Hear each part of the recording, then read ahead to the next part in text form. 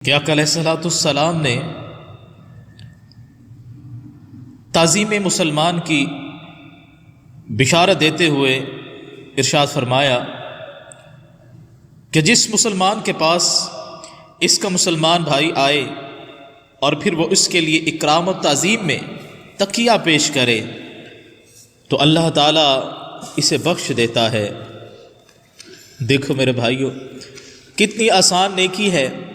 اگر ہمارے گھر پر کوئی مسلمان بھائی آئے اور ہم اس کو تقیہ پیش کر دیں تو اللہ ہمارے گناہ معاف کر دیتا ہے، اللہ ہمیں بخش دیتا ہے۔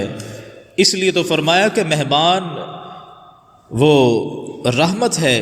جب کسی گھر میں مہمان آتا ہے تو اللہ کی رحمتیں اس گھر پر نازل کی جاتی ہیں، اور اسی لیے آج ہم لوگ ان چیزوں کو نہیں سوچ پا رہے۔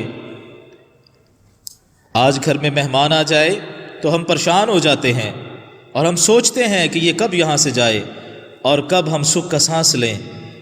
ارے میرے بھائی، یہ وہی مہمان ہے کہ جو رب کی رحمت بن کے تیرے گھر میں آیا ہے۔ اس کے جانے سے جب تو اتنا خوش ہوگا، مگر یہ بھی تو دیکھ کہ جب یہ تمہارے گھر سے جائے گا تو تیرے گھر کی ساری بلاؤں کو بھی ساتھ لے جائے گا، اور اللہ تبارک و تعالیٰ کی رحمتوں کا نزول ہوگا۔ ایسے ہی جب ہم اپنے مسلمان بھائیوں کے ساتھ محبت سے پیش آتے ہیں تو اللہ کی ذات بہت راضی ہوتی ہے۔ آقا علیہ السلام نے فرمایا کہ جب ایک مسلمان بھائی دوسرے مسلمان بھائی سے مصافحہ کرتا ہے اور مصافحہ کرنے کے بعد فرمایا کہ میری ذات پہ درود پاک پڑھتے ہیں، تو آقا علیہ السلام نے فرمایا کہ وہ اس محبت سے ملیں کہ ان کے دل میں کوئی بغض نہ ہو، اور محبت کے ساتھ ایک دوسرے سے مصافحہ کرے اور میری ذات پہ درود پاک پڑھے، تو آقا علیہ السلام نے فرمایا کہ اللہ تعالیٰ ان کے اگلے اور پچھلے گناہوں کو معاف فرما دیتا ہے۔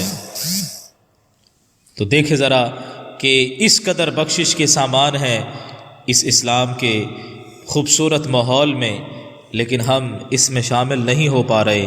کلمہ تو ہم نے پڑھ لیا لیکن عمل نہیں کر پا رہے۔ اس لیے ہمیں عمل کی ضرورت ہے، اور بہت زیادہ ضرورت ہے۔ حضور نبی کریم علیہ الصلوۃ والسلام نے ارشاد فرمایا کہ جو کسی مسلمان گھرانے کی ایک دن اور رات کفالت کرے، اللہ تعالیٰ اس کے گناہوں کو بخش دیتا ہے۔ صرف ایک دن کفالت کرنے سے بخشش ملتی ہے۔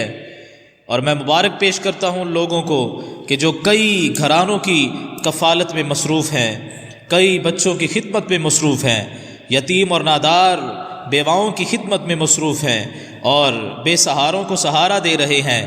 یہ اللہ کا ان پر کرم ہے کہ وہ رب کی رضا کے لیے اپنے انسانیت کی خدمت کرتے ہیں۔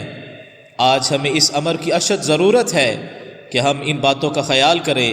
لیکن میرے وہ بھائی کہ جو رات ناچ گانے میں پیسہ خرچ کرتے ہیں، جو شیطانی خرافات میں اپنے پیسے کو خرچ کرتے ہیں، اور جو دنیاوی لالچ میں، فریب میں، جھوٹ میں، لڑائی جھگڑے میں، فساد میں اپنا پیسہ خرچ کرتے ہیں، ایک دوسرے کو نقصان پہنچانے کے لیے اپنا وقت خرچ کرتے ہیں، ان کو یہ سوچنا چاہیے کہ اسلام نے تو اتنا انعام دیا، رب نے تو اتنا کرم کیا اس کریم نبی کے صدقے کہ ایک دن کسی کی کفالت کر جاؤ تو رب تمہاری بخشش کرتا ہے۔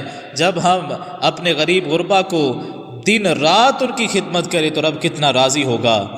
ہم ذرا ایک بات سوچیں کہ جب ہمارے بچے کوئی چیز مانگے کھانے کے لیے تو ہم ان کو فوراً دیتے ہیں، بچہ جو کہے ہم دیتے ہیں، اور اپنی جان سے بھی زیادہ کوشش کرتے ہیں۔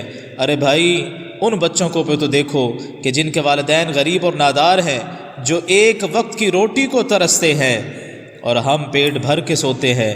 اس لیے ہمیں چاہیے کہ ہم اپنے غریب مسلمان بھائیوں کی مدد کریں، ان کا سہارا بنیں۔